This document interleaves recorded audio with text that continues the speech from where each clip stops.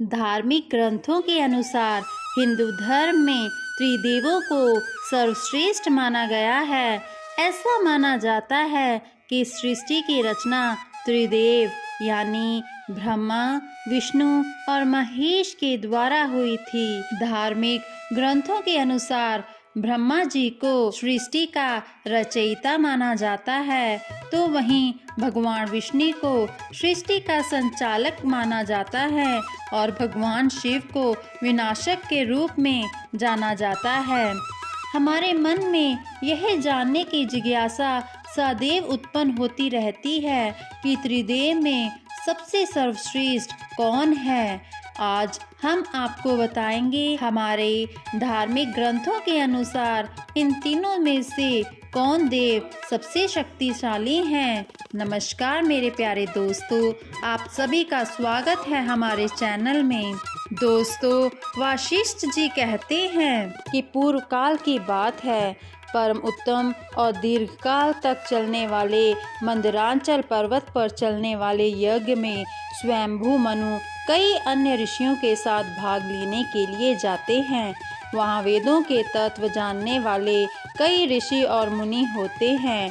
महायज्ञ जब आरंभ हुआ तो पाप रहित मुनि देवता तत्व का अनुसाधन करने के लिए एक दूसरे से पूछते हैं कि कौन त्रिदेव सबसे श्रेष्ठ है, किसे सबसे पहले भोग लगाना चाहिए, कौन अविनाशी परम पूज्य है। तो वहाँ बैठे ज्ञानी जन भी अपने अपने तर्क देने लगे। कोई श्री सूर्य भगवान को श्रेष्ठ बताते हैं, कोई ब्रह्मा जी को, तो कोई शिव जी को श्रेष्ठ बताते हैं, तो अन्य ब्राह्मण जन श्री विष्णु भगवान को संपूर्ण जगत का स्वामी बताने लगे। राजा मनु भी श्री विष्णु के पुरुषोत्तम कहने लगे। सभी ऋषि जो वहाँ पर उपस्थित थे सभी हाथ जोड़कर ऋषि भृंगु से प्रार्थना करते हैं कि आप इस रहस्य का पता करें कि इन तीनों देवों में से सबसे श्रेष्ठ कौन है। तपोनिधि भृंगु ऋषि इस प्रकार सभी ऋषियों की इच्छा जानकर सबसे पहले कैलाश पर्वत पर जाते हैं। वहाँ महाभयंकर नंदी हाथ में त्रिशूल लिए अपने गणों के साथ खड़े हैं और उन्हें द्वार पर उन्हें भगवान शिव के गणों द्वारा रोक लिया जाता है। ऋषि भृंगु कहते हैं, हे शिव के प्रिय गणों, कृपया करके भगवान शिव जी को सूचित करें कि ऋषि भृंगु अभी उनसे मिलना चाहते हैं।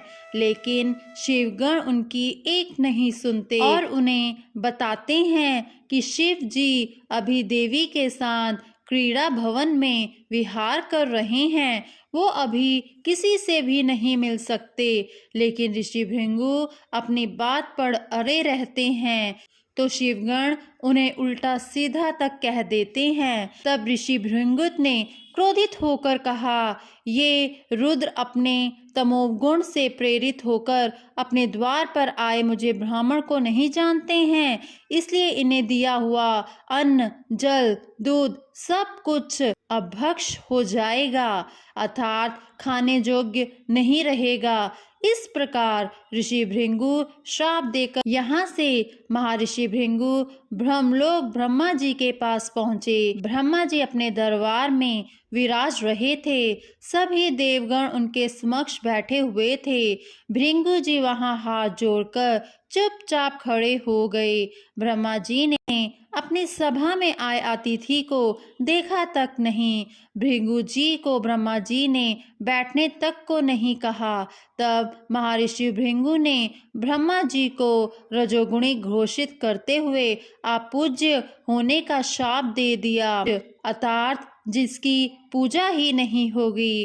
कैलाश और ब्रह्मलोक में मिले अपमान तिरस्कार से क्रोधित होकर महर्षि विष्णुलोक चल दिए।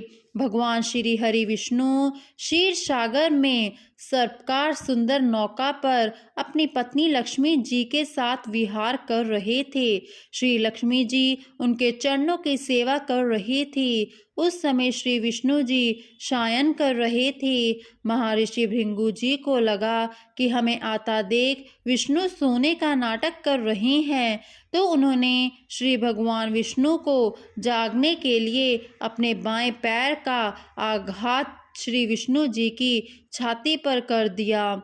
महर्षि के इस आशिष्ट आचरण पर विष्णु प्रिय लक्ष्मी जी, जो श्री हरि के चरण दबा रही थी, क्रोधित हो उठी। लेकिन श्री विष्णु जी ने महर्षि के चरण सहलाने लगे और कहा, भगवान, मेरे कठोर वक्ष से आपके कोमल चरण में चोट तो नहीं लगी। महर्षि भृंगु लज्जित भी हुए और नारायण का सदाचार और धर्म देखकर प्रसन्न भी। तभी श्री लक्ष्मी जी ने भी चंदन और फूलमाला से भृंगु ऋषि का स्वागत किया। यह देखकर ऋषि भृंगु की आंखों में आंसू आ गए और कहने लगे कि सत्वगुण इस सृष्टि के सबसे श्रेष्ठ गुण हैं, जो प्रभु आप में समाहित हैं। आप ही इस पूरे ब्रह्मांड के सबसे पूजनीय हैं। आप ही ब्राह्मणों के सबसे पूजनीय हैं। देवकी नंदन श्री कृष्णा ब्राह्मणों के हितैषी थे। श्री राम भी ब्राह्मणों के हितैषी थे। आप ही जगत के पालनहार हैं। उन्होंने श्री हरि विष्णु को त्रिदेव में श्रेष्ठ सत्वगुण या सत्युगुणी घोषित कर दिया।